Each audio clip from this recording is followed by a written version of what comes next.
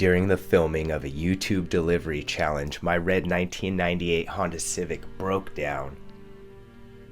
The tow truck trip cost like $180. So after this, the car started having major problems stalling. I replaced the fuel pump. After I replaced the fuel pump, I did the fuel injectors. The car still was stalling out. Check out the previous videos on my channel if you want to see how I replace these parts. Anyway, I turned back to the internet and I read about map sensors. I decided to clean the throttle body, so I got these two chemicals and I went to work on the car. The map sensor is located on the back of the throttle body. So I actually didn't replace the part with a new part. What I did is I had a spare part from a D16Y8 in my auto parts collection. So what I did is I removed the original and I tried to run the engine with the D16Y8 sensor, and the car still had problems stalling out. I decided to just clean the original sensor and I put it back on the car. I let the sensor dry out thoroughly before I reinstalled it on the car. I cleaned the throttle body the best that I could. As you can see, the rag was pretty dirty. There was a lot of stuff that I was able to remove. And once I had that clean, I had to let that air dry also. It had been a long time since I had changed my air filter, so I definitely decided to replace that. But despite doing all this, the car was still having problems and was stalling out. And that's when the car started having these phantom tachometer symptoms. And I'm talking about really crazy haunted tachometer stuff, like this thing would get jumping around. And I mean, the car's not even running, as you can see. I just have the key turned on and it would start jumping around. But later I actually had the engine running and it was doing that. So I mean, this is a specific symptom. And if you guys have this problem with your Honda, I'm glad you found this video. Every time the car was stalled and wouldn't start, the plugs were fouled, so I just had to clean the fuel off the plugs. Next, I had to investigate the distributor. You'll notice that the rotor didn't come with a screw, so I just had to pull the thing off. Now this distributor is a TD80. So this isn't a stock distributor. I actually got this one from O'Reilly's. Alright, like I said, a TD80. So if you take a look under here, I replaced the cap because there was some kind of corrosion on the contact points. I decided to replace this cap.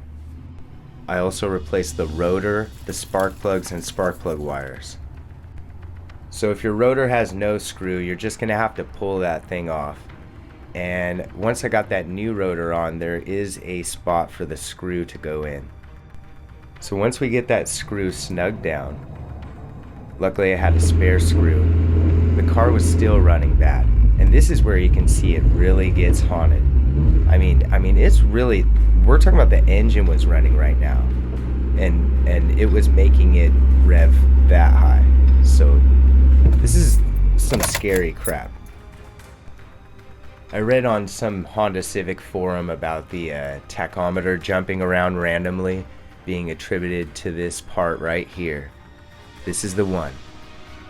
Ignition control module. So if you have that symptom on your Honda Civic, just swap out this part. You can find it at O'Reilly's for about $100. Luckily I had a bunch of spare distributors in my auto parts collection.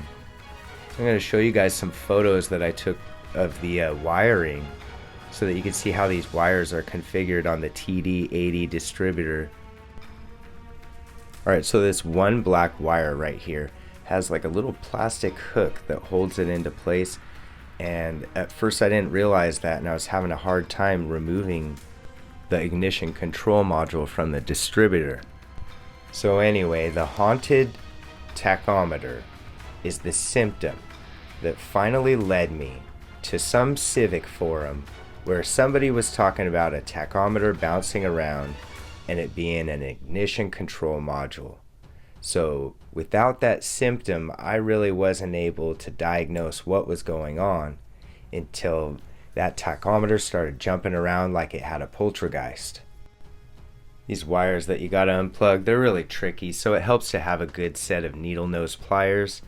Yeah, you can see that one of these wires is actually angled sideways, and so you have to be able to get in there and pull up at an angle, so it's helpful to have a pair of pliers like this. So it's held in by 2 screws right there, and then you have to unplug all those wires and it should be ready to come out. But I forgot to unclip that little black wire, and so I'm pulling on the wire right now and it would be able to come out, but the wire is tucked under that little plastic thing. So there it is. Now it came out once I figured that thing out. And that's the part that was making my car stall out, making the haunted tachometer, and basically giving me a headache for 2 months while I tried to figure out what the heck the problem was. And once I took it for a test drive, the car finally drove the way it should. And trust me, man, I was so relieved. Like I said, it took about 2 months for me to finally get the right part. And I spent a lot of money on the way, so definitely learned my lesson. And hopefully you guys can learn from this. If you have a haunted tachometer, I hope you find this video, and I hope you know what part to replace. Now, the next thing that I'm going to do to this red car is I'm going to paint the bumper. I got another hood. I got a brand new bumper from China, and this thing's going to look really good when I give it a paint job, because the last car that I painted was my Civic Si. I painted both bumpers on my Civic Si. So you guys, I'm going to show you how I paint this. I'm going to paint it, match the color. It's going to look just like this. Both those bumpers I painted, and that lip in the front. I also touched up that door. I did that door handle right there too. I painted that blue. So you'll see, guys, when I paint that red car.